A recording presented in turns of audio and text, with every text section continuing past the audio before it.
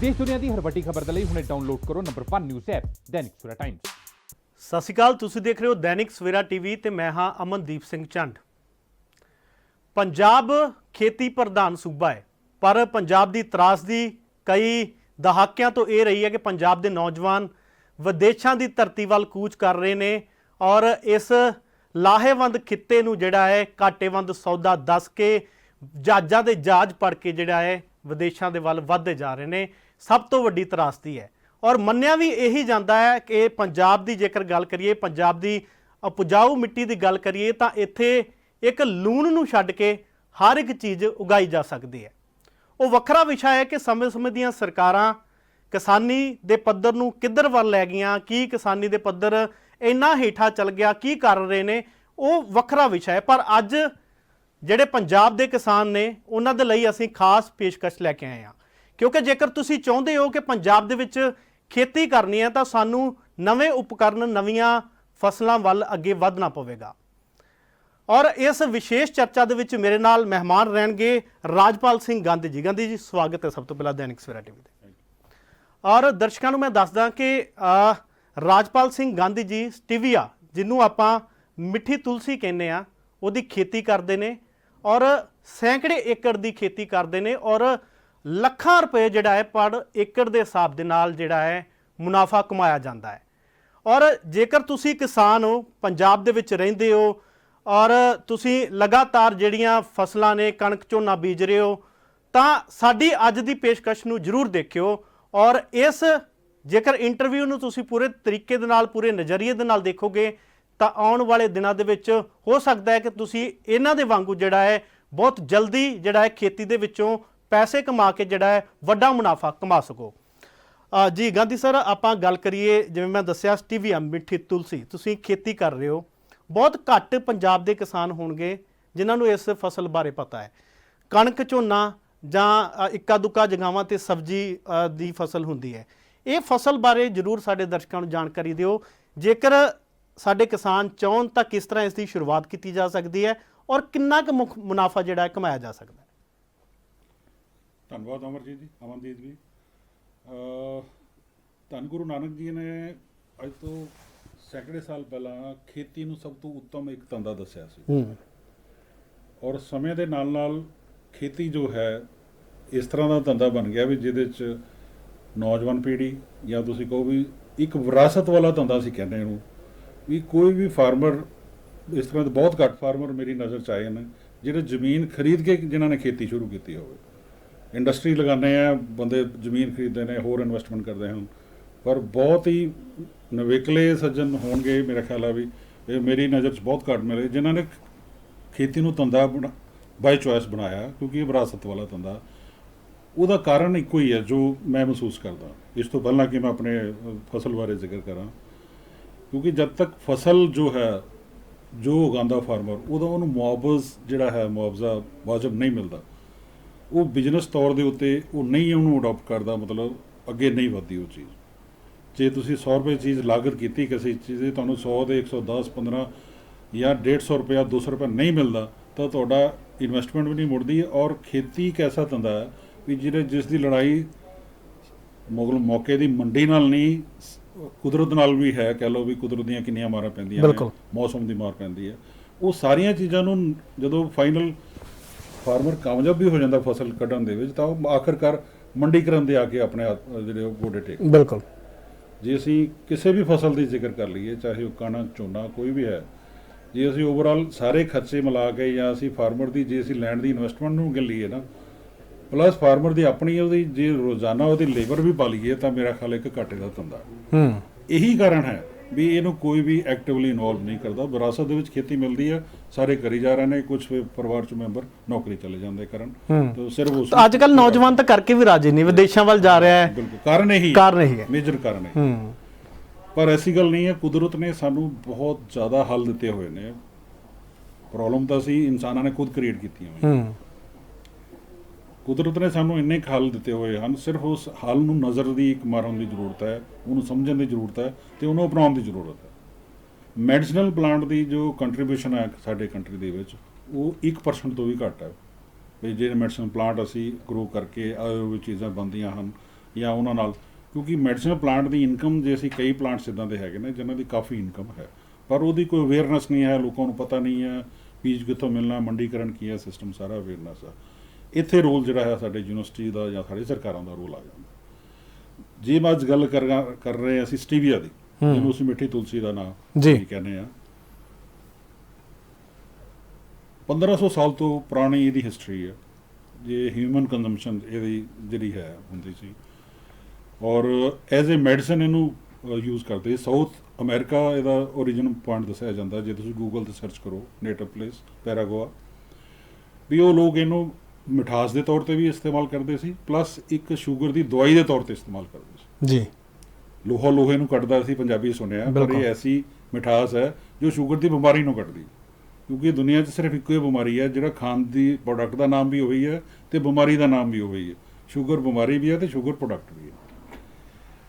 Stevia 0 calorie natural sweetener ਹੈ, ਜਿਹਦੇ 'ਚ ਅੱਜ ਤੱਕ ਕੋਈ ਵੀ ਕ੍ਰਿਟਿਕ ਸਾਇੰਟਿਸਟ ਵੀ ਜਿਹੜਾ ਹੈ ਇਹਦੇ ਬਾਰੇ ਇਹਨੂੰ ਸੇਵਨ ਕਰਨ ਦੇ ਨਾਲ ਕੋਈ ਨੁਕਸਾਨ ਹੋ ਸਕਦਾ ਸਰੀਰ ਨੂੰ, ਕੋਈ ਵੀ ਨਹੀਂ ਦੱਸ ਸਕਿਆ।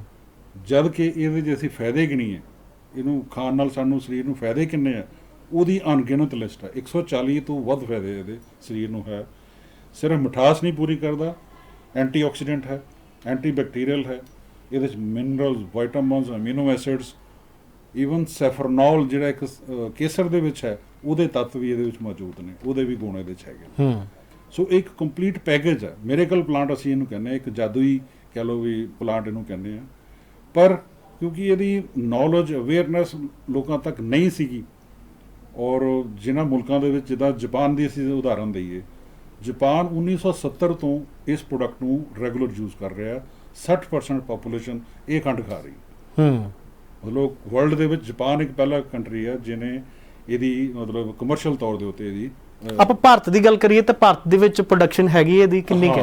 ਫਿਰ ਅਸੀਂ ਜਦੋਂ ਅੱਜ ਤੋਂ 15 ਸਾਲ ਪਹਿਲਾਂ ਮੈਂ ਇਸ ਕ੍ਰੌਪ ਦੇ ਨਾਲ ਜੁੜਿਆ, ਮੈਂ ਜ਼ਮੀਨ ਪਰਚੇਜ਼ ਕਰਕੇ ਸਾਰਾ ਦੇਖ ਕੇ ਵੀ ਫਸਲ ਕਣਕ ਝੋਨੇ ਤੋਂ ਇਲਾਵਾ ਕੋਈ ਅਸੀਂ ਕਰਨੀ ਆ ਜਿਹਦੇ 'ਚ ਚੌਖੀ ਆਮਦਨ ਹੋ ਸਕੇ ਜੀ, ਬਜਾਏ ਕਿ ਮਤਲਬ ਜਿਹਦੇ 'ਚ ਮੈਨੂੰ ਵੱਧ ਤੋਂ ਵੱਧ ਆਮਦਨ ਹੋ ਸਕੇ। ਮੈਂ ਕਈ ਫਸਲਾਂ ਟਰਾਈ ਕੀਤੀਆਂ, ਫਲੋਰੀਕਲਚਰ ਕੀਤਾ, ਵੈਜੀਟੇਬਲਸ ਕੀਤੀਆਂ, ਐਗਜ਼ੋਟਿਕ ਵੈਜੀਟੇਬਲਸ ਕੀਤੀਆਂ। ਮਤਲਬ ਉਹਨਾਂ ਸਾਰਿਆਂ ਦੇ ਆਪਣੇ ਆਪਣੇ ਚੈਲੰਜ ਸੀਗੇ, ਉਹ ਮੰਡੀਕਰਨ ਦੀ ਦਿੱਕਤ ਸੀਗੀ। ਫਿਰ ਅਲਟੀਮੇਟਲੀ ਮੈਂ ਸਟੀਵੀਆ 6 ਏਕੜ ਦਾ ਆਪਣੇ ਫਾਰਮ 'ਚ ਪਹਿਲਾਂ ਉਗਾਇਆ, ਔਰ ਇੰਨੀ ਜ਼ਬਰਦਸਤ ਫਸਲ ਮੈਨੂੰ ਮਿਲੀ ਹੈ ਵੀ ਉਸ ਫਸਲ ਨੂੰ ਮੈਂ ਜਦੋਂ ਸਟੋਰ ਕਰ ਲਿਆ, ਤੇ ਅਜੇ ਪਹਿਲੀ ਸਟੋਰ ਸਾਂਭੀ ਨਹੀਂ ਸੀਗੀ, ਅਗਲੀ ਫਸਲ ਖੜੀ ਹੋ ਗਈ ਤਿਆਰ ਕੱਟਣ ਵਾਸਤੇ। ਅੱਛਾ, 2 ਮਹੀਨੇ 'ਚ 2.5 ਮਹੀਨੇ 'ਚ ਅਗਲੀ ਫਸਲ ਤਿਆਰ ਹੋ ਗਈ। ਹੁਣ ਪਹਿਲੀ ਫਸਲ ਮੈਂ ਜਦੋਂ ਮੰਡੀ 'ਚ ਵੇਚਣ ਜਾ ਰਿਹਾ, ਕਿਤੇ ਮੈਨੂੰ ਸਾਰੇ ਇੰਡੀਆ ਮੈਂ ਸਰਚ ਕਰ ਲਿਆ, ਕੋਈ ਖਰੀਦਦਾਰ ਹੀ ਨਹੀਂ ਉਹਦਾ। ਫਿਰ ਮੈਂ ਕਾਰਨ ਦੇਖਿਆ ਕਿਉਂ ਨਹੀਂ ਖਰੀਦਦਾਰ, ਕਿਉਂਕਿ ਇੰਡੀਆ ਦੇ ਵਿੱਚ ਕੋਈ ਪ੍ਰੋਸੈਸਿੰਗ ਯੂਨਿਟ ਨਹੀਂ ਹੈਗਾ। ਇਸ ਤੋਂ ਖੰਡ ਬਣਾਉਣ ਵਾਲਾ ਯੂਨਿਟ ਕੋਈ ਨਹੀਂ ਹੈ ਇੰਡੀਆ। ਕਿਉਂ ਯੂਨਿਟ ਨਹੀਂ ਹੈਗਾ? ਕਿਉਂਕਿ ਇੱਥੇ ਟੈਕਨੋਲੋਜੀ ਵੀ ਅਵੇਲੇਬਲ ਨਹੀਂ ਸੀ।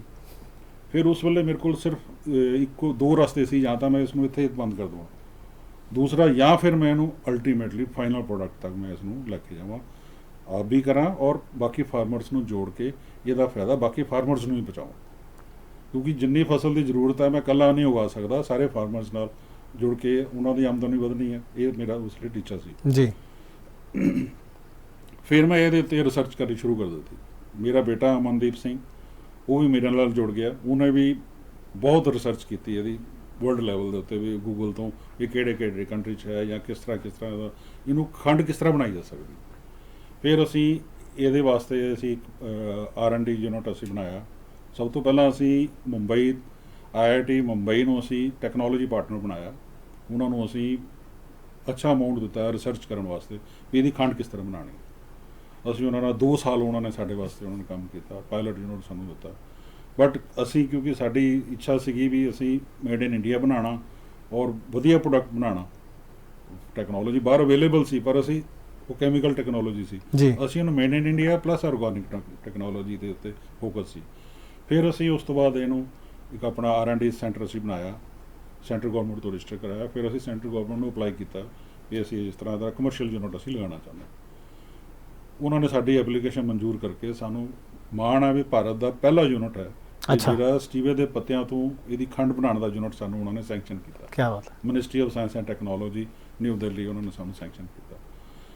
ਉਹ ਫਿਰ 3 ਸਾਲ ਸਾਨੂੰ ਉਹਦਾ ਯੂਨਿਟ ਕੰਪਲੀਟ ਕਰਨ ਲੱਗੇ। 2016 ਦੇ ਵਿੱਚ ਸਾਡਾ ਯੂਨਿਟ ਕੰਪਲੀਟ ਹੋ ਗਿਆ। ਇਨ ਦਾ ਮੀਨ ਟਾਈਮ ਭਾਰਤ ਨੇ ਵੀ ਨਵੰਬਰ 2015 ਦੇ ਵਿੱਚ ਇਹਨੂੰ ਅਪਰੂਵ ਕੀਤਾ ਵੀ ਫੂਡ ਦੇ ਵਿੱਚ ਇਸ ਖੰਡ ਨੂੰ ਵਰਤਿਆ ਜਾ ਸਕਦਾ। ਉਹ ਵੀ ਜਦੋਂ 2008 'ਚ ਅਮਰੀਕਾ ਨੇ ਕੀਤਾ, 2011 'ਚ ਯੂਰਪ ਯੂਨੀਅਨ ਨੇ ਕੀਤਾ, ਤੇ ਇੰਡੀਆ ਨੇ ਨਵੰਬਰ 2015 'ਚ ਇਹਨੂੰ ਅਪਰੂਵ ਕਰਤਾ। ਠੀਕ ਹੈ। ਉਹਦਾ ਮਤਲਬ ਸੀ ਵੀ ਪੈਪਸੀ, ਕੋਕ, ਨੈਸਲੇ ਜਾਂ ਜਿੰਨੀ ਮਠਿਆਈ ਬਣਨੀ ਹੈ ਉਹਦੇ 'ਚ ਪਹਿਲਾਂ ਯੂਜ਼ ਨਹੀਂ ਸੀ ਕਰ ਸਕਦੇ, ਕਿਉਂਕਿ ਫੂਡ ਸੇਫਟੀ ਸਟੈਂਡਰਡ ਦੇ ਮੁਤਾਬਕ ਅਪਰੂਵ ਹੋਣਾ ਚਾਹੀਦਾ। ਉਸ ਤੋਂ ਬਾਅਦ ਫਿਰ 2016 'ਚ ਅਵੇਅਰਨੈਸ ਸ਼ੁਰੂ ਹੋ ਗਈ। ਉਸ ਤੋਂ ਬਾਅਦ ਫਿਰ ਸਾਡੀ ਜਿਹੜੀ ਜਰਨੀ ਕਹਿ ਲਓ, ਤਾਂ ਸਾਡੇ ਇਹਦੇ ਨਾਲ ਜਰਨੀ ਤਾਂ ਸਾਡੀ 15-16 ਸਾਲ ਤੋਂ, ਪਰ ਇਹ ਵੀ ਉਸ ਤੋਂ ਅਪਰੂਵਲ ਤੋਂ ਬਾਅਦ ਫਿਰ ਲੋਕਾਂ ਦੀ ਡਿਮਾਂਡ ਵਧਣੀ ਸ਼ੁਰੂ ਹੋ ਗਈ। ਉਹਦੇ ਨਾਲ ਫਿਰ ਸਾਡਾ 2016-17 'ਚ ਸਾਡੀ ਮੈਨੂਫੈਕਚਰਿੰਗ ਸ਼ੁਰੂ ਹੋ ਗਈ ਟਰਾਇਲ ਤੋਂ ਬਾਅਦ। ਫਿਰ ਅਸੀਂ ਸਾਡਾ ਯੂਨਿਟ ਪੋਜੇਵਾਲ ਹੈ, ਗੜਸ਼ੰਕਰ ਤੋਂ ਅਨੰਦਪੁਰ ਸਾਹਿਬ ਰੋਡ ਦੇ ਉੱਥੇ ਅਸੀਂ ਇਹਦੀ ਪ੍ਰੋਡਕਸ਼ਨ ਸ਼ੁਰੂ ਕੀਤੀ। ਫਿਰ ਸਾਡਾ ਬਾਹਰਲੀਆਂ ਕੰਪਨੀਆਂ ਨੇ ਸਾਡੇ 'ਚ ਬੜਾ ਇੰਟਰਸਟ ਦਿਖਾਇਆ। ਫੋਰਨ ਤੋਂ, ਇਜ਼ਰਾਈਲ ਤੋਂ ਸਾਡੇ ਕੋਲ ਵਿਜ਼ਟਰ ਆਏ, ਜਰਮਨ ਤੋਂ ਵਿਜ਼ਟਰ ਆਏ। ਜਰਮਨ ਅਸੀਂ ਮਟੀਰੀਅਲ ਵੀ ਭੇਜਿਆ, ਅਸੀਂ ਲੀਵਸ ਵੀ ਐਕਸਪੋਰਟ ਕੀਤੇ ਜਦੋਂ ਸਾਡੇ ਕੋਲ ਯੂਨਿਟ ਨਹੀਂ ਸੀ, ਪਰ ਸਾਡਾ ਖੇਤੀ ਚੱਲਦੀ ਸੀ, ਤਾਂ ਸਾਡੇ ਕੋਲ ਉਹ ਸਾਡੇ ਬਾਰੇ ਨੈੱਟ ਤੋਂ ਪੜ੍ਹ ਕੇ ਸਾਡੇ ਕੋਲ ਆਏ, ਔਰ ਸਾਡੇ ਕੋਲ ਫਿਰ ਅਸੀਂ ਉਹਨਾਂ ਨੂੰ ਐਕਸਪੋਰਟ ਵੀ ਕੀਤੇ ਪੱਤੇ। ਇਹ ਜਿਹੜਾ ਯੂਨਿਟ ਹੈ ਪੰਜਾਬ ਦੇ ਵਿੱਚ ਹੈ? ਇਹ ਯੂਨਿਟ ਪੰਜਾਬ ਦੇ ਵਿੱਚ। ਅੱਛਾ, ਕਿਹੜੀ ਜਗ੍ਹਾ? ਇਹ ਡਿਸਟ੍ਰਿਕਟ ਨਵਾਂ ਸ਼ਹਿਰ 'ਚ ਹੀ ਹੈ। ਠੀਕ ਹੈ। ਗੜਸ਼ੰਕਰ ਤੋਂ ਅਨੰਦਪੁਰ ਸਾਹਿਬ ਰੋਡ ਦੇ ਉੱਤੇ ਵਿਲੇਜ ਪੋਜੇਵਾਲ। ਓਕੇ। ਹਾਂ, ਉੱਥੇ ਯੂਨਿਟ ਸਥਿਤ ਹੈਗਾ। ਤਾਂ ਸਾਡਾ ਪੂਰਾ ਕੈਂਪਸ ਉੱਥੇ, ਸਾਡੀ ਨਰਸਰੀ ਹੈ, ਪਲਾਂਟ ਟਿਸ਼ੂ ਕਲਚਰ ਲੈਬ ਹੈ, ਹਾਈਟੈਕ ਨਰਸਰੀ ਹੈ, poly house, net house, plus unit ਵੀ ਉੱਥੇ ਹੀ ਹੈ। ਆਲ ਸਾਡਾ ਕੈਂਪਸ ਦੇ ਵਿੱਚ ਹੀ ਹੈ ਸਾਰਾ। ਚਲੋ ਸਰ, ਇਹ ਤਾਂ ਸੀਗੀ ਕਿ ਤੁਸੀਂ ਕਿਸ ਤਰ੍ਹਾਂ ਇਸ ਚੀਜ਼ ਦੀ ਸ਼ੁਰੂਆਤ ਕੀਤੀ। ਹੁਣ ਆਪਾਂ ਇਹ ਕਿ ਜਿਹੜਾ ਕਿਸਾਨਾਂ ਦਾ ਜਿਹੜਾ ਮਸਲਾ ਇਸ ਵੇਲੇ ਇਹ ਹੈ ਕਿ ਰਵਾਇਤੀ ਜਿਹੜੀਆਂ ਫਸਲਾਂ ਨੇ, ਕਣਕ, ਝੋਨਾ, ਉਹਦੇ ਤੋਂ ਬਾਹਰ ਨਹੀਂ ਆ ਪਾ ਰਿਹਾ, ਜਿਹਦਾ ਕਾਰਨ ਹੈ ਕਿ ਕਈ ਦਹਾਕਿਆਂ ਤੋਂ ਜਿਹੜਾ ਕਿਸਾਨ ਹੈ ਪਛੜਦਾ ਜਾ ਰਿਹਾ, ਆਰਥਿਕ ਪੱਖੋਂ ਜਿਹੜਾ ਕਮਜ਼ੋਰ ਹੁੰਦਾ ਜਾ ਰਿਹਾ ਹੈ। ਫਿਰ ਪੈਸਟੀਸਾਈਡ ਕਹਿ ਲਓ, ਜਾਂ ਉਸ ਤੋਂ ਬਾਅਦ ਪਾਣੀ ਜਿਹੜਾ ਹੈ, ਪਾਣੀ ਦੀ ਕਿੱਲਤ ਹੁੰਦੀ ਜਾ ਰਹੀ ਹੈ ਪੰਜਾਬ ਦੇ ਵਿੱਚ ਵੀ। ਤੇ ਉਸ ਚੀਜ਼ ਨੂੰ ਹੱਲ ਕਿਸ ਤਰ੍ਹਾਂ ਦੇਖਦੇ ਹੋ? ਜੇ ਕਿਸਾਨ ਇਸ ਫਸਲ ਨੂੰ ਅਪਣਾਉਂਦਾ ਹੈ ਤਾਂ ਤੁਸੀਂ ਕਿਸਾਨ ਦੀ ਕਿਸ ਤਰ੍ਹਾਂ ਮਦਦ ਕਰ ਸਕਦੇ ਹੋ, ਤੇ ਕਿਸਾਨ ਤੁਹਾਡੇ ਤੱਕ ਕਿਸ ਤਰ੍ਹਾਂ ਪਹੁੰਚ ਕਰ ਸਕਦਾ ਜੀ? ਇਹਦੇ ਵਾਸਤੇ ਸਾਡੀ ਜੋ ਫਾਰਮ ਦੀ ਸਾਡੀ ਆਪਣੀ ਪਾਲਿਸੀ ਹੈ ਵੀ ਅਸੀਂ ਜਿਹੜੇ ਫਾਰਮਰਸ, ਅਸੀਂ ਇੱਕ ਤਾਂ ਸਭ ਤੋਂ ਪਹਿਲਾਂ ਤਾਂ ਵੀ ਅਸੀਂ ਉਹਨਾਂ ਨੂੰ ਵੈਲਕਮ ਕਰਦੇ ਹਾਂ ਸਾਡੇ ਫਾਰਮ 'ਚ ਆ ਕੇ। ਪਹਿਲਾਂ ਫਸਲ ਦੇਖਣ ਆਓ, ਗਰਾਊਂਡ ਤੇ ਦੇਖਣ ਵੀ ਉਹਦਾ ਕੀ ਕਿਸ ਤਰ੍ਹਾਂ ਹੈ, ਫਿਰ ਉਹਨੂੰ ਟਰਾਇਲ ਛੋਟੇ ਲੈਵਲ ਤੇ ਟਰਾਇਲ ਕਰਕੇ ਆਪਣੇ ਉਗਾਉਣ ਉੱਥੇ। ਜੇ ਕੋਈ 10 ਏਕੜ ਦਾ ਪਲਾਨ ਕਰਦਾ ਤਾਂ ਅਸੀਂ ਇਹਨੂੰ ਐਡਵਾਈਸ ਕਰਦੇ ਹਾਂ ਤੂੰ 1 ਏਕੜ ਕਰੋ। ਔਰ ਉਹਦਾ ਬਾਇਬੈਕ, ਦੋ ਚੀਜ਼ਾਂ ਫਾਰਮਰ ਵਾਸਤੇ ਇੰਪੋਰਟੈਂਟ ਨੇ, ਮੰਡੀਕਰਨ ਔਰ ਉਹਦਾ ਰੇਟ ਜੀ। ਇਹ ਦੋਨੋਂ ਹੀ ਅਸੀਂ ਜਦੋਂ ਅਸੀਂ ਫਸਲ ਸ਼ੁਰੂ ਕਰਾਉਂਦੇ ਫਾਰਮਰ ਤੋਂ, ਅਸੀਂ ਲਿਖਤੀ ਰੂਪ 'ਚ ਪਹਿਲਾਂ ਹੀ ਉਹਦੇ ਨਾਲ ਸਾਂਝੀ ਕਰ ਲੈਂਦੇ ਵੀ ਭਾਈ ਆਹ ਕੁਆਲਿਟੀ ਤੂੰ ਸਾਨੂੰ ਪ੍ਰੋਡਿਊਸ ਕਰਕੇ ਦੇਣੀ ਹੈ, ਉਹਦਾ ਆਹ ਰੇਟ ਅਸੀਂ ਤੁਹਾਨੂੰ ਹਰ ਸਾਲ ਅਸੀਂ ਇਨਕਰੀਜ਼ ਕਰਕੇ ਰੇਟ। ਜੇਕਰ ਤੁਸੀਂ ਕੁਆਲਿਟੀ ਇੰਸ਼ੋਰ ਕਰ ਦਿਓਗੇ, ਕੁਆਲਿਟੀ ਇਹ ਦੇਣੀ ਹੈ, ਕੁਆਲਿਟੀ ਵਿੱਚ ਥੋੜਾ ਜਿਹਾ ਫਰਕ ਰਹਿ ਜਾਂਦਾ ਤਾਂ ਰੇਟ ਦੇ ਵਿੱਚ ਫਰਕ ਪੈ ਜਾਏਗਾ? ਨਹੀਂ, ਅਸੀਂ ਉਹਦੇ 'ਚ ਪਹਿਲਾਂ ਜਿਹੜੀ ਫਸਟ ਕ੍ਰੌਪ ਹੈ ਅਸੀਂ ਫਾਰਮਰ ਨੂੰ, ਕਿਉਂਕਿ ਉਹਦੇ 'ਚ ਫਾਰਮਰ ਕੋਈ ਵੀ ਫਾਰਮਰ ਜਿਹੜਾ ਹੈ ਇਹਨੂੰ ਜੇ ਬਿਜ਼ਨਸ ਦੇ ਤੌਰ ਤੇ, ਕਿਉਂਕਿ ਇਹ ਸਾਡਾ ਨਾ ਇੱਕ ਟੈਂਪਰੇਰੀ ਰਿਲੇਸ਼ਨ 5 ਸਾਲ ਦਾ ਬਣ ਜਾਂਦਾ। ਜਿਹੜਾ ਕਣਕ ਝੋਨਾ ਹੈ ਉਹ ਤਾਂ ਇੱਕ ਵਾਰੀ ਬੀਜਿਆ, ਦੂਜੀ ਵਾਰੀ ਉਹਦੇ ਨਾਲ ਰਿਲੇਸ਼ਨ ਹੈ ਨਹੀਂ ਹੈ, ਕਿਉਂਕਿ ਸਾਡਾ ਇੱਕ ਟੈਂਪਰੇਰੀ ਉਹਦੇ ਨਾਲ ਰਿਲੇਸ਼ਨ ਬਣਦਾ ਹੈ 5 ਸਾਲ ਦਾ। ਤੇ ਉਹਦੇ 'ਚ ਜੇ ਅੱਛੀ ਫਸਲ ਆਏਗੀ ਤਾਂ ਸਾਨੂੰ ਵੀ ਬੈਨੀਫਿਟ ਆ। ਅਸੀਂ ਫਸਲ ਦੇ ਨਾਲ ਰਹਿੰਦੇ ਹਾਂ, ਫਾਰਮਰ ਨੂੰ ਗਾਈਡ ਕਰਦੇ ਹਾਂ ਉਹਨੂੰ ਬਕਾਇਦਾ। ਇਹਦੇ ਜੇ ਕੋਈ ਪ੍ਰੋਬਲਮ ਆਉਂਦੀ ਤਾਂ ਇਮੀਡੀਏਟਲੀ WhatsApp ਕਰੋ। ਅੱਜ ਕੱਲ੍ਹ ਟੈਕਨੋਲੋਜੀ ਸਾਡੇ ਕੋਲ ਇੰਨੀ ਜ਼ਬਰਦਸਤ ਹੈ, ਇਹ ਸਾਨੂੰ ਫੋਟੋ ਖਿੱਚਦੇ ਅਸੀਂ ਵਿਦਨ 10-15 ਮਿੰਟਸ ਜਾਂ ਅੱਧੇ ਪੌਣੇ ਘੰਟੇ 'ਚ ਉਹਨੂੰ ਤਾਂ ਹੱਲ ਵੀ ਨਾਲ ਹੀ ਦੱਸ ਦਿੰਦੇ ਹਾਂ, ਤਾਂ ਕਿ ਉਹਨੂੰ ਸਾਡੇ ਕੋਲ ਆ ਕੇ ਇੱਥੇ ਐਕਸਪਰਟ ਲਿਜਾਣ ਦੀ ਜ਼ਰੂਰਤ ਨਹੀਂ, ਕੋਈ ਖਰਚਾ ਕਰਨ ਦੀ। ਜਦੋਂ ਕਿਸਾਨ ਨੇ ਤੁਹਾਡੇ ਨਾਲ ਐਗਰੀਮੈਂਟ ਕਰਨਾ ਹੈ ਤੇ ਤੁਸੀਂ ਸਪੋਰਟ ਕਰੋਗੇ ਕਿਸਾਨ ਨੂੰ ਕਿ ਕਿਸ ਤਰ੍ਹਾਂ, ਜੇਕਰ ਕੋਈ ਖੁਦਾ ਨਾ ਖਾਸਤਾ ਕੋਈ ਮਾਰ ਪੈ ਜਾਂਦੀ ਹੈ, ਬਿਮਾਰੀ ਲੱਗ ਜਾਂਦੀ ਹੈ, ਤਾਂ ਤੁਸੀਂ ਉਹਦੀ ਹੈਲਪ ਕਰੋ? ਪੂਰਾ ਅਸੀਂ ਉਹਨੂੰ ਗਾਈਡ ਕਰਦੇ ਹਾਂ ਵੀ ਆਹ ਭਾਈ ਇਸ ਚੀਜ਼ ਦੀ ਜ਼ਰੂਰਤ ਹੈ, ਹੁਣ ਸਪਰੇਅ ਕਰ ਲਓ ਜਾਂ ਤੁਸੀਂ ਆ ਕਰ ਲਓ। ਪਲੱਸ ਪੁਆਇੰਟ ਇਹ ਹੈ ਵੀ ਇਹ ਕਿਉਂਕਿ ਐਂਟੀ ਬੈਕਟੀਰੀਅਲ ਕ੍ਰੌਪ ਹੈ, ਅਸੀਂ ਕਹਿੰਦੇ ਜਿੱਦਾਂ ਮਿੱਠੀ ਤੁਲਸੀ ਹੈ। ਪਹਿਲੀ ਗੱਲ ਤਾਂ ਇਹ ਵੀ ਕੈਮੀਕਲ ਫਰਟੀਲਾਈਜ਼ਰ ਦੀ ਜ਼ਰੂਰਤ ਨਹੀਂ ਪੈਂਦੀ। ਕੋਈ ਵੀ ਮੈਡੀਸਨਲ ਪਲਾਂਟ ਆ ਜੇ ਕੈਮੀਕਲ ਫਰਟੀਲਾਈਜ਼ਰ ਪਾਓਗੇ ਉਹਨੂੰ ਨੁਕਸਾਨ ਹੋ ਜਾਂਦਾ ਫਾਇਦੇ ਦੀ ਬਜਾਏ। ਦੂਜਾ ਇਹ ਵੀ ਪੈਸਟੀਸਾਈਡ, ਇਨਸੈਕਟੀਸਾਈਡ ਇਹਦੇ ਵਿੱਚ ਨਾ ਮਾਤਰ ਯੂਜ਼ ਹੁੰਦੇ। ਅਸੀਂ ਨਿੰਮ ਆਇਲ, ਨਿੰਮ ਕੇਕ, ਇਸ ਤਰ੍ਹਾਂ ਦੇ ਜਿਹੜੇ ਹੈ ਦੇਸੀ ਚੀਜ਼ਾਂ ਇਸਤੇਮਾਲ ਕਰਦੇ ਹਾਂ ਤਾਂ ਕਿ ਫਸਲ ਨੂੰ ਵੀ ਨੁਕਸਾਨ ਨਹੀਂ ਹੈ, ਜ਼ਮੀਨ ਨੂੰ ਵੀ ਕੋਈ ਨੁਕਸਾਨ ਨਹੀਂ, ਔਰ ਉਹਦਾ ਝਾੜ ਵੀ ਜ਼ਿਆਦਾ ਹੁੰਦਾ। ਔਰ ਇਹਦੀ ਜਿਹੜੀ ਪ੍ਰੋਡਕਸ਼ਨ ਹੈ, ਪੰਜਾਬ ਦੇ ਵਿੱਚ ਬਹੁਤ ਸਾਰੀ ਜ਼ਮੀਨ ਹੈ, ਕਈ ਜਗ੍ਹਾ ਤੇ ਰੇਤਲੀ ਹੈ, ਕਈ ਜਗ੍ਹਾ ਤੇ ਚੀਕਨੀ ਮਿੱਟੀ ਹੈ ਜਿਹਨੂੰ ਆਪਾਂ ਕਹਿ ਦਿੰਦੇ ਹਾਂ। ਕਿਹੜੀ ਜਗ੍ਹਾ ਤੇ ਜਿਹੜੀ ਹੈ ਵਧੀਆ ਇਹ ਫਸਲ ਉਪਜਾਊ ਹੁੰਦੀ ਹੈ? ਸਭ ਤੋਂ ਜ਼ਮੀਨ ਇਹਦੇ ਵਾਸਤੇ, ਫਸਲ ਵਾਸਤੇ ਵਧੀਆ ਹੈ ਜਿਸ ਜ਼ਮੀਨ ਦੇ ਵਿੱਚ ਬਰਸਾਤ ਦਾ ਪਾਣੀ ਰੁਕਣਾ ਨਹੀਂ ਚਾਹੀਦਾ। ਰੇਤਲੀ ਜ਼ਮੀਨ? ਰੇਤਲੀ ਜ਼ਮੀਨ ਸਭ ਤੋਂ ਵਧੀਆ। ਤੇ ਜੇ ਬਰਸਾਤ ਦਾ ਪਾਣੀ ਹਫ਼ਤਾ 10 ਦਿਨ ਜੇ ਰੁਕਦਾ ਤਾਂ ਉਹ ਫਸਲ 'ਚ ਅਸੀਂ ਰਿਕਮੈਂਡ ਨਹੀਂ ਕਰਦੇ ਇਸ ਕ੍ਰੌਪ ਨੂੰ, ਕਿਉਂਕਿ ਇਸ ਫਸਲ ਦੀ ਵਾਟਰ ਰਿਕੁਆਇਰਮੈਂਟ ਪਾਣੀ ਦੀ ਬਹੁਤ ਘੱਟ ਜ਼ਰੂਰਤ ਹੈ। ਜੇ ਅਸੀਂ ਇਹਨੂੰ ਦੂਜੀਆਂ ਫਸਲਾਂ ਨਾਲ ਕੰਪੇਅਰ ਕਰੀਏ ਤੇ 5% ਪਾਣੀ ਚਾਹੀਦਾ ਇਹਨੂੰ ਐਜ਼ ਕੰਪੇਅਰ ਟੂ ਝੋਨੇ ਮੁਤਾਬਕ ਤਾਂ 1% ਵੀ ਨਹੀਂ ਚਾਹੀਦਾ। ਤੇ ਜੇ ਅਸੀਂ ਸ਼ੂਗਰ ਕੇਨ ਕਮਾਦ ਦੇ ਕਹੀਏ ਤਾਂ 5% ਪਾਣੀ ਇਹਨੂੰ ਚਾਹੀਦਾ। ਜੇ ਅਸੀਂ ਖੰਡ ਦੀ ਪ੍ਰੋਡਕਸ਼ਨ ਦੇ ਬਰਾਬਰ ਇਹਦਾ ਤੁਲਨਾ ਕਰਦੇ ਹਾਂ। ਜੀ ਸੋ ਮਤਲਬ ਇਰੀਗੇਸ਼ਨ ਵਾਟਰ ਅਸੀਂ ਜਿਹੜਾ ਹੈ ਡ੍ਰਿਪ ਸਿਸਟਮ ਜਾਂ ਸਪ੍ਰਿੰਕਲ ਸਿਸਟਮ ਲਗਾ ਕੇ ਐਡਵਾਈਸ ਕਰਦੇ ਹਾਂ, ਕਿਉਂਕਿ ਉਹਦੇ ਨਾਲ ਸਾਡਾ ਕੰਟਰੋਲਡ ਹੁੰਦਾ। ਨਹੀਂ, ਉਹਦੇ ਨਾਲ ਫਿਰ ਖਰਚਾ ਵੀ ਤੇ ਜਿਹੜੇ ਕਿਸਾਨ ਨੇ ਉਹਨਾਂ ਦਾ ਵੱਧ ਜਾਏਗਾ ਜੇਕਰ ਸਪ੍ਰਿੰਕਲਰ ਤੁਸੀਂ ਕਹਿੰਦੇ ਹੋ ਯੂਜ਼ ਉਹਦੇ ਕਰਦੇ ਬਾਰੇ ਆ। ਮੈਂ ਤੁਹਾਨੂੰ ਜਾਣਕਾਰੀ ਦੇਵਾਂਗਾ ਫਾਰਮਰਸ ਵਾਸਤੇ ਵੀ 1 ਏਕੜ ਦਾ ਤਕਰੀਬਨ 10,000 ਰੁਪਏ ਜਿਹੜਾ ਹੈ ਉਹ ਖਰਚਾ ਹੈ ਫਾਰਮਰ ਦਾ। ਟੋਟਲ ਖਰਚਾ 50,000 ਆਉਂਦਾ, ਜਿਹਦੇ ਚ ਸਬਸਿਡੀ ਜਿਹੜੀ ਹੈ 80% ਸਬਸਿਡੀ ਸਰਕਾਰ ਦੀ ਹਰ ਵੇਲੇ ਤਿਆਰ ਹੈ ਇਰੀਗੇਸ਼ਨ, ਔਰ ਫਾਰਮਰ ਨੇ ਕੋਲੋਂ ਪੈਸਾ ਨਹੀਂ ਲਗਾਉਣਾ। ਫਾਰਮਰ ਨੇ ਸਿਰਫ ਸੋਇਲ ਕੰਜ਼ਰਵੇਸ਼ਨ ਡਿਪਾਰਟਮੈਂਟ ਨੂੰ ਦਰਖਾਸਤ ਦੇਣੀ ਹੈ, ਕੰਪਨੀਆਂ ਨੇ ਆਪਣੇ ਆਪ ਹੀ ਸਰਕਾਰ ਕੋਲ ਪੈਸਾ ਲਾਣਾ, ਸਿਰਫ ਫਾਰਮਰ ਨੇ ਆਪਣਾ ਸ਼ੇਅਰ ਹੈ 10,000 ਰੁਪਇਆ ਉਹ ਦੇਣਾ। That's all. ਠੀਕ ਹੈ। ਸੋ ਫਾਰਮਰ ਦੀ ਇਨਵੈਸਟਮੈਂਟ 10,000 ਦੇ ਨਾਲ 15 ਸਾਲ ਇਹਦੀ ਲਾਈਫ ਹੈ ਸਿਸਟਮ ਦੀ, ਇਰੀਗੇਸ਼ਨ ਸਿਸਟਮ ਜਿਹੜਾ ਵੀ ਹੈ 15 ਸਾਲ। ਤੇ ਇਹ ਤਾਂ ਇੱਕ ਨਾਮਾਤਰ ਜਿਹੜਾ ਖਰਚਾ ਹੈ ਮੇਰੇ ਹਿਸਾਬ ਨਾਲ, ਔਰ ਜਿੰਨੀ ਪਾਣੀ ਦੀ ਬਚਤ ਕਿਸਾਨ ਇਹ ਲਗਾ ਕੇ ਕਰੇਗਾ ਉਹ ਅਣਗਿਣਤ ਹੈ, ਉਹਦਾ ਕੋਈ ਮੁੱਲ ਨਹੀਂ। ਅੰਦਾਜ਼ੇ ਮੁਤਾਬਕ 60 ਲੱਖ ਲੀਟਰ ਜੇ ਖੇਤ ਨੂੰ ਪਾਣੀ ਲੱਗਦਾ, ਬਿਲਕੁਲ ਉਹਦੇ ਚੋਂ ਫਸਲ ਨੂੰ ਤਾਂ ਪਾਣੀ 10% ਹੀ ਜਾਂਦਾ, ਬਾਕੀ ਤਾਂ ਵੈਪੋਰੇਟ ਹੋ ਗਿਆ। 1 ਕਿਲੋ ਚੌਲ ਉਗਾਉਣ ਲਈ 6000 ਲੀਟਰ ਪਾਣੀ ਆਪਾਂ ਲਾ ਦਿੰਦੇ। ਅੰਦਾਜ਼ਾ ਤੁਸੀਂ ਲਗਾਓ ਕਿ ਜ਼ਿਆਦਾ ਪਾਣੀ ਸਾਡਾ, ਕਿਉਂਕਿ ਜਿੰਨੇ ਓਵਰ ਫਲੱਡ ਇਰੀਗੇਸ਼ਨ ਹੋਏਗੀ ਨਾ, ਜਿੰਨੇ ਸਾਡੇ ਫਰਟੀਲਾਈਜ਼ਰ ਆ ਜਾਂ ਸਾਡਾ ਉਹ ਧਰਤੀ ਦੇ ਵਿੱਚ ਲੀਚਿੰਗ ਥੱਲੇ ਚਲੇ ਜਾਂਦੇ ਜ਼ਿਆਦਾ। ਫਸਲ ਨੂੰ ਤਾਂ ਜੋ ਖੁਰਾਕ ਹੈ ਉਨੀ ਇਹਨਾਂ ਨੇ ਲੈਣੀ ਹੈ, ਬਾਕੀ ਤਾਂ ਸਾਰਾ ਜ਼ਮੀਨ ਦੇ ਵਿੱਚ ਜੋ ਕੈਮੀਕਲ ਆ ਜਾਂ ਉਹ ਇਸੇ ਕਰਕੇ ਸਾਡੀ ਜ਼ਮੀਨ ਖਰਾਬ ਹੋ ਰਹੀ ਹੈ। ਤੇ ਫਸਲ ਨੂੰ ਤਾਂ 5% ਚਾਹੀਦਾ ਤੇ 95% ਤਾਂ ਮਿੱਟੀ 'ਚ ਹੀ ਰਹਿੰਦਾ ਸਰ, ਔਰ ਜਦੋਂ ਓਵਰ ਵਾਟਰਿੰਗ ਹੁੰਦੀ ਹੈ ਜ਼ਮੀਨ ਦੇ ਨਾਲ ਥੱਲੇ ਫਿਰ ਸਿਮਦਾ ਰਹਿੰਦਾ ਉਹ। ਜੀ ਇਹਦੇ ਨਾਲ ਇਹ ਆ ਵੀ ਇਰੀਗੇਸ਼ਨ ਦੇ ਨਾਲ ਸਪ੍ਰਿੰਕਲ ਨਾਲ ਉਨਾ ਹੀ ਫਸਲ ਦੇ ਕੋਲ ਪਾਣੀ ਰਹਿੰਦਾ, ਉਨਾ ਹੀ ਕਿੰਨਾ ਉਹਦਾ ਗੁਜ਼ਾਰਾ ਹੋ ਜਾਂਦਾ, ਵੇਸਟ ਨਹੀਂ ਹੁੰਦਾ। ਜੀ, ਬਹੁਤ ਸਾਰੇ ਕਿਸਾਨ ਵੀਰ ਦੇ ਮਨਾਂ ਦੇ ਵਿੱਚ ਸਵਾਲ ਵੀ ਹੋਣਗੇ ਕਿ ਕਿਸ ਤਰ੍ਹਾਂ, ਕਿਉਂਕਿ ਪਹਿਲਾਂ ਵੀ ਰਵਾਇਤੀ ਫਸਲਾਂ ਨੂੰ ਜਦੋਂ ਛੱਡਣ ਦੀ ਗੱਲ ਆਉਂਦੀ ਹੈ ਤਾਂ ਬਹੁਤ ਸਾਰੇ ਉਪਕਰਨ ਸਾਨੂੰ ਦਿਖਾਏ ਜਾਂਦੇ ਨੇ, ਪਰ ਜਿਨ੍ਹਾਂ ਦੇ ਨਾਲ ਅਸੀਂ ਅੱਜ ਗੱਲਬਾਤ ਕਰਦੇ ਪਏ ਹਾਂ ਇਹਨਾਂ ਨੇ ਖੁਦ ਜਿਹੜਾ ਹੈ ਇਹ ਕਿੱਤਾ ਅਪਣਾਇਆ ਸੀਗਾ। ਇਹ ਫਸਲ ਨੂੰ ਪਹਿਲਾਂ ਜਿੱਦਾਂ ਨੇ ਇਹਨਾਂ ਦੱਸਿਆ ਕਿ ਸ਼ੁਰੂਆਤੀ ਦੌਰ ਦੇ ਵਿੱਚ ਬਹੁਤ ਸਾਰੀਆਂ ਮੁਸੀਬਤਾਂ ਇਹਨਾਂ ਨੂੰ ਝੱਲਣੀਆਂ ਪਈਆਂ, ਮੰਡੀਕਰਨ ਨਹੀਂ ਸੀਗਾ, ਮੰਡੀਕਰਨ ਬਣਾਇਆ ਹੈ। ਹੁਣ ਜੇਕਰ ਇਹ ਕਾਮਯਾਬ ਹੋਏ ਨੇ ਫਸਲ ਉਗਾਉਣ ਦੇ ਵਿੱਚ, ਉਸ ਦਾ ਮੰਡੀਕਰਨ ਕਰਨ ਦੇ ਵਿੱਚ, ਤਾਂ ਜ਼ਰੂਰ ਇਹਨਾਂ ਦੇ ਨਾਲ ਕਿਸਾਨ ਵੀ ਰਾਬਤਾ ਕਰਨ, ਕਿਉਂਕਿ ਮੇਨ ਮਕਸਦ ਜਿਹੜਾ ਹੈ ਕਿਸਾਨਾਂ ਦੀ ਆਮਦਨ ਵੱਧ ਤੋਂ ਵੱਧ ਵਧਾਉਣਾ ਹੀ ਸਾਡਾ ਮੇਨ ਮਕਸਦ ਹੈ। ਕਿਉਂਕਿ ਜੇਕਰ ਕਿਸਾਨੀ ਬਚੂਗੀ ਤਾਂ ਹੀ ਪੰਜਾਬ ਵਿਕਸਿਤ ਹੋ ਸਕਦਾ ਹੈ, ਤਾਂ ਹੀ ਜਿਹੜਾ ਪੰਜਾਬ ਹੈ ਉਹ ਵੱਧ ਸਕਦਾ ਹੈ। ਬਹੁਤ ਜ਼ਰੂਰੀ ਹੈ ਤੁਸੀਂ ਸਾਡੇ ਨਾਲ ਲਗਾਤਾਰ ਬਣੇ ਹੋਏ ਹੋ, ਹੋਰ ਵੀ ਆਪਾਂ ਚਰਚਾ ਕਰਦੇ ਰਹਾਂਗੇ। ਸਰ, ਜਦੋਂ ਇਸ ਫਸਲ ਦੀ ਆਪਾਂ ਗੱਲ ਕਰਦੇ ਹਾਂ ਤਾਂ ਖਰਚਾ ਕਿੰਨਾ ਕੁ ਆਉਂਦਾ ਹੈ ਔਰ ਮੁਨਾਫਾ ਪਰ ਏਕੜ ਦੇ ਹਿਸਾਬ ਦੇ ਨਾਲ ਕਿਸਾਨ ਵੀਰਾਂ ਨੂੰ ਦੱਸਿਓ ਕਿ ਕਿੰਨਾ ਕੁ ਮੁਨਾਫਾ ਆਪਾਂ ਜਿਹੜਾ ਕਮਾ ਸਕਦੇ ਹਾਂ। ਬਿਲਕੁਲ ਸਹੀ ਹੈ ਜੀ, ਕਿਉਂਕਿ ਇਕਨੋਮਿਕਸ ਇੱਕ ਐਸੀ ਚੀਜ਼ ਹੈ ਵੀ ਜਿਹਦੇ ਨਾਲ ਫਸਲ ਦੇ ਨਾਲ ਜੁੜਨ ਦਾ, ਨਵੀਂ ਫਸਲ ਨਾਲ ਜੁੜਨ ਦਾ ਇੱਕ ਕਾਰਨ ਬਣ ਸਕਦਾ। ਅਸੀਂ ਜੇ ਉਦਾਹਰਨ ਲਈਏ ਕਣਕ ਝੋਨੇ ਤੋਂ ਜੋ ਵੀ ਕਿਸਾਨ ਵੀਰ ਫਸਲ ਕਰ ਰਹੇ ਨੇ, ਜੇ ਅਸੀਂ ਨੈਟ ਇਨਕਮ ਉਹਨਾਂ ਦੀ ਲਵਾਂਗੇ ਤਾਂ 30,000 ਰੁਪਇਆ ਅਸੀਂ ਅੰਦਾਜ਼ਾ ਲੈਂਦੇ ਹਾਂ ਵੀ ਸਾਲ ਦਾ, ਜੇ ਉਹ ਦੋਨੋਂ ਫਸਲਾਂ ਕਾਮਯਾਬ ਹੋ ਗਈਆਂ ਤਾਂ ਅੰਦਾਜ਼ਾ 30,000 ਰੁਪਇਆ ਉਹਦਾ ਨੈਟ ਉਹਨਾਂ ਨੂੰ 1 ਏਕੜ ਚੋਂ ਮਿਲਦਾ। ਤੇ ਜੇ ਕਿਤੇ ਉਹਨਾਂ ਨੂੰ ਹਾਲਾ ਵਗੈਰਾ ਕਿਸੇ ਨੇ ਦੇਣਾ ਪੈ ਗਿਆ, ਉਹ ਤਾਂ ਇੱਕ ਫਸਲ ਹੋਰ ਲਗਾਏਗਾ, ਉਹਦੇ ਨਾਲ ਪੂਰਾ ਕਰੇਗਾ। ਨੈਟ ਇਨਕਮ ਦੇ ਕਰੀਬ ਇੰਨੀ ਕਰੀ ਜਾਂਦੀ ਹੈ। ਸਟੀਵੀਆ ਦੀ ਜਦੋਂ ਅਸੀਂ ਗੱਲ ਕਰਦੇ ਹਾਂ, ਜੇ ਅਸੀਂ 125 ਜਾਂ 130 ਰੁਪਏ ਨਾਲ ਐਵਰੇਜ ਦਾ ਰੇਟ ਦੱਸਿਆ, 1500 ਤੋਂ 2000 ਕਿਲੋ ਅਸੀਂ ਇਹਦਾ ਆਊਟਪੁੱਟ ਹੈ ਇੱਕ ਸਾਲ ਦਾ। ਔਰ ਜੇ ਅਸੀਂ 1500 ਕਿਲੋ ਮਿਨੀਮਮ ਲੈ ਕੇ ਚੱਲੀਏ, ਅਸੀਂ ਮਿਨੀਮਮ ਵਾਲੀ ਸਾਈਡ ਤੇ ਲਈਏ, ਤੇ ਉਦੋਂ ਤੁਸੀਂ ਲਿਖੋ ਵੀ 1,80,000 ਰੁਪਇਆ ਉਹਨੂੰ ਗ੍ਰੋਸ ਦਾ ਉਹਦੇ 'ਚ ਆ ਗਿਆ ਉਹਨੂੰ, ਔਰ ਉਹਦੇ 'ਚੋਂ 60,000 ਰੁਪਏ ਨੈਟ ਖਰਚੇ ਆ ਸਾਰੇ ਸਾਲ ਦੇ ਜੇ ਲਗਾਵਾਂ ਤਾਂ 1 ਲੱਖ ਤੋਂ ਉੱਪਰ ਜਿਹੜੀ ਨੈਟ ਇਨਕਮ ਹੈ ਇਹਦੀ। ਇਹ ਮੈਂ ਬੜੇ ਸੰਕੋਚ ਨਾਲ ਤੁਹਾਨੂੰ ਦੱਸ ਰਿਹਾ।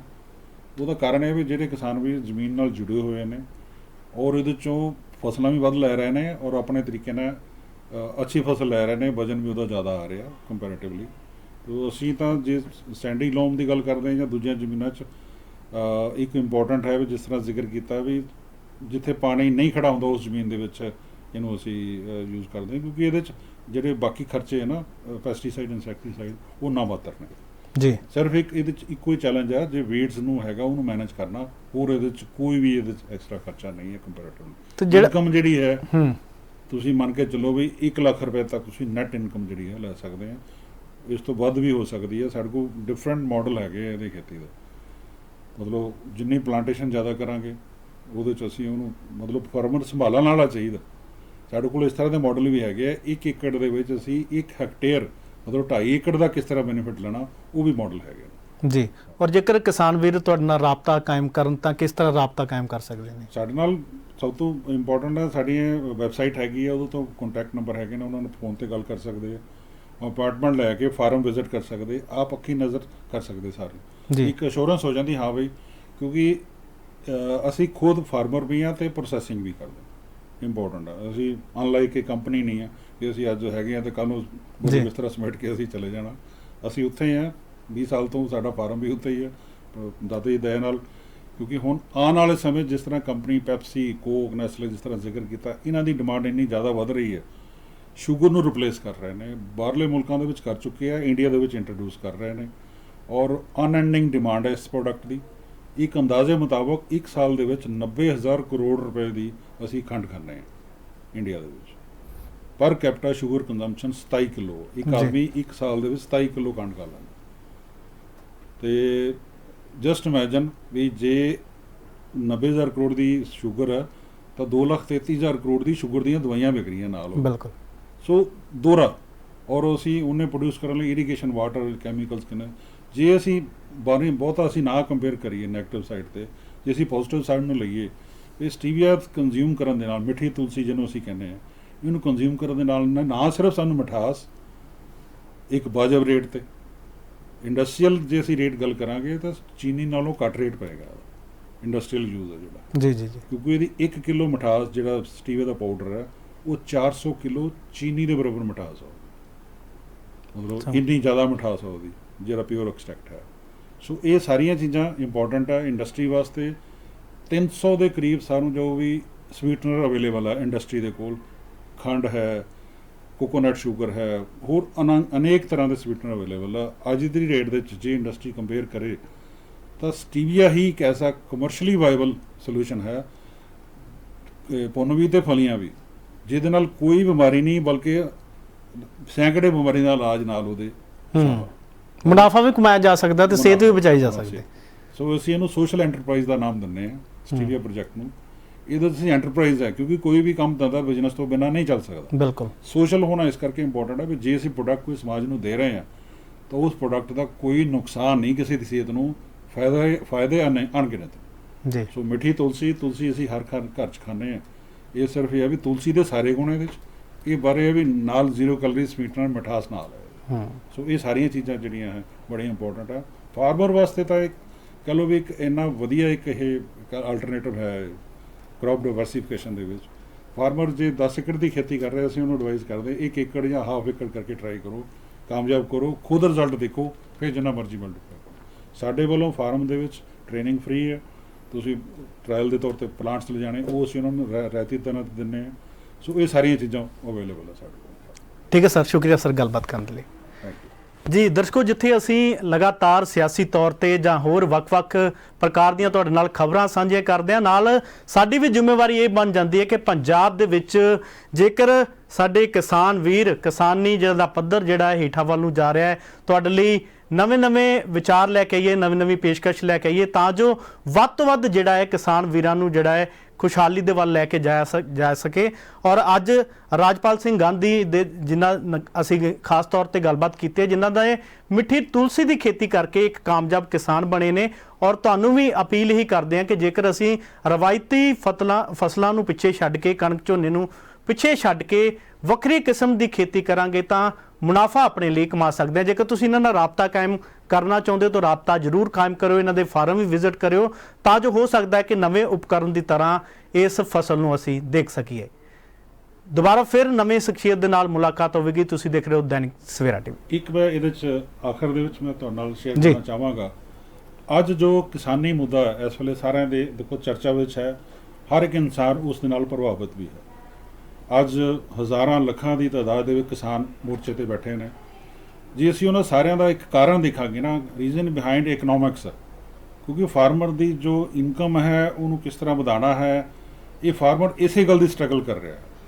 ਤੇ ਜੇ ਉਹਨਾਂ ਮੇਨ ਮੁੱਦੇ ਨੂੰ ਜੇ ਅਸੀਂ ਹੱਲ ਕਰਾਂਗੇ, ਮੇਰਾ ਖਿਆਲ ਆ ਵੀ ਆਪਣੇ ਆਪ ਹੀ ਇਹ ਸਾਰੇ ਸਰਕਾਰਾਂ ਵਾਸਤੇ ਵੀ ਸੌਖਾ ਹੋ ਜਾਏਗਾ ਔਰ ਫਾਰਮਰ ਵਾਸਤੇ ਜਾਂ ਉਹਨਾਂ ਦੇ ਜਿਹੜੇ ਨਵੀਂ ਪੀੜ੍ਹੀ ਹੈ ਅੱਗੇ ਉਹਨਾਂ ਨਾਲ ਖੇਤੀ ਵਿੱਚ ਜੁੜਾਂਗੇ, ਆਪਣੇ ਆਪ ਹੀ ਉਹ ਜੁੜਨੇ ਸ਼ੁਰੂ ਹੋ ਜਾਣੇ ਜਦੋਂ ਉਹਦੇ 'ਚੋਂ ਆਮਦਨ ਹੋਣਾ ਨੂੰ ਸ਼ੁਰੂ ਹੋ ਜਾਣੀ ਹੈ। ਔਰ ਆਉਣ ਵਾਲੇ ਸਮੇਂ ਜੋ ਨਜ਼ਰ ਆ ਰਿਹਾ, ਕਿਉਂਕਿ ਖੇਤੀਬਾੜੀ ਹੀ ਇੱਕ ਐਸਾ ਧੰਦਾ ਹੋਣ ਜਾ ਰਿਹਾ, ਕਿਉਂਕਿ ਬਾਕੀ ਸਾਰੇ ਕਰੋਨਾ ਕਰਕੇ ਇੰਨੇ ਜ਼ਿਆਦਾ ਅਫੈਕਟਡ ਹੋ ਗਏ। ਇਸ ਲਈ ਜੋ ਖੇਤੀ ਨਾਲ ਸਿਸਟਮ ਚੱਲ ਰਿਹਾ ਹੈ ਇਸ ਵੇਲੇ ਸਾਡੀ ਜੀਡੀਪੀ ਜੀ ਖੇਤੀ 'ਚ ਅਵੇਲੇਬਲ ਹੈ, ਬਾਕੀ ਸਾਰਿਆਂ ਦੇ ਵਿੱਚ ਇਸ ਵੇਲੇ ਮਾਈਨਸ ਹੈ। ਸੋ ਮੇਰਾ ਖਿਆਲ ਹੈ ਵੀ ਜੋ ਮੈਂ ਜਿਸ ਤਰ੍ਹਾਂ ਸ਼ੁਰੂ 'ਚ ਜ਼ਿਕਰ ਕੀਤਾ, ਅਗਰ ਬਾਬੇ ਨਾਨਕ ਨੇ ਖੇਤੀ ਨੂੰ ਉੱਤਮ ਦੱਸਿਆ ਹੈ ਤਾਂ ਖੇਤੀ ਉੱਤਮ ਸੀ, ਉੱਤਮ ਹੈ, ਉੱਤਮ ਰਹੇਗੀ। ਔਰ ਇਹ ਮੇਰਾ ਖਿਆਲ ਹੈ ਵੀ ਇਹ ਵਿਚਾਰਨ ਦੀ ਲੋੜ ਹੈ ਫਾਰਮਰ ਵਾਸਤੇ ਵੀ। ਇਹਨਾਂ ਅਸੀਂ ਜੇ ਸਟਰਗਲ 'ਚੋਂ ਨਿਕਲਣਾ ਹੈ ਤਾਂ ਸਾਨੂੰ ਫਸਲ ਬਾਰੇ, ਇੱਕ ਅੱਛੀ ਫਸਲ ਬਾਰੇ ਸੋਚ ਕਰਨੀ ਪੈਣੀ ਹੈ, ਉਹਨੂੰ ਅਪਣਾਉਣ ਦੀ ਲੋੜ ਹੈ। ਇਹਦੇ ਨਾਲ ਮੇਰੇ ਖਿਆਲ ਸਾਰੇ ਹੱਲ ਜਿਹੜੇ ਆ ਇਹਦੇ ਵਿੱਚ ਛੁਪੇ ਹੋਏ। ਬਿਲਕੁਲ ਜੀ, ਤਬਦੀਲੀ ਦੇ ਵਿੱਚ ਹੀ ਜਿਹੜਾ ਹੈ ਤਬਦੀਲੀ ਕਰਾਂਗੇ ਤਾਂ ਹੀ ਜਿਹੜਾ ਹੈ ਇੱਕ ਵਧੀਆ ਸਮਾਜ, ਵਧੀਆ ਪੰਜਾਬ ਔਰ ਖੁਸ਼ਹਾਲ ਪੰਜਾਬ ਦੀ ਜਿਹੜੀ ਹੈ ਜਿਹੜੀ ਕਲਪਨਾ ਹੈ ਉਹ ਆਪਾਂ ਕਰ ਸਕਦੇ ਹਾਂ। ਇਸ ਕਰਕੇ ਤੁਹਾਨੂੰ ਵੀ ਅਪੀਲ ਹੈ ਕਿ ਵੱਧ ਤੋਂ ਵੱਧ ਜਿਹੜਾ ਹੈ ਨਵੇਂ ਉਪਕਰਨਾਂ ਦੇ ਨਾਲ ਜੁੜੋ, ਨਵੀਂ ਖੇਤੀ ਦੇ ਨਾਲ ਜੁੜੋ, ਤਾਂ ਜੋ ਡੁੱਬਦੀ ਜਾ ਰਹੀ ਪੰਜਾਬ ਦੀ ਕਿਸਾਨੀ ਨੂੰ ਬਚਾਇਆ ਜਾ ਸਕੇ। ਤੁਸੀਂ ਦੇਖਦੇ ਹੋ ਦੈਨਿਕ ਸਵੇਰਾ ਟੀਵੀ। ਸਤਿ ਸ਼੍ਰੀ ਅਕਾਲ। All world open challenge 17 time gold medalist मियां रफीक मोहम्मद, पंडित, मौलवी, बेगम, तांत्रिक, इन्हां चोरा ठग्गां तो सावधान। स्पेशलिस्ट वशीकरण, सट्टा नंबर, लव मैरिज, पति पत्नी च अनबन, विदेश च पक्का होना, कारोबार दा ना चलना, सिर्फ 31 घंटियां विच समाधान। फ्री फ्री फ्री मियां रफीक मोहम्मद। मोबाइल 84 374 94 647, 84 374 94 648।